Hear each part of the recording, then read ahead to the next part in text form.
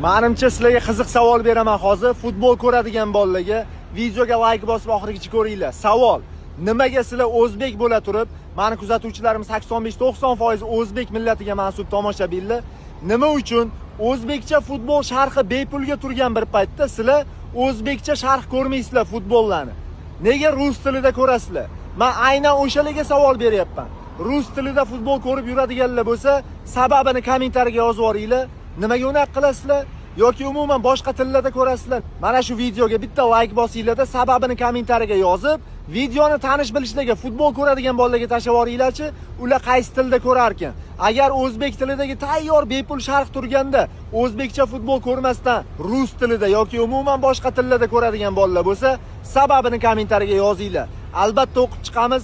Hammani sabablari menimcha har xil bo'lsa kerak. Qani kim nima sababga ko'ra o'zbekcha sharh ko'rmaydi? Marhamat, videoga like bosib maksimum hamma tanish bilish futbol ko'radigan bolalarga tashlab yuboringlar. Rahmat.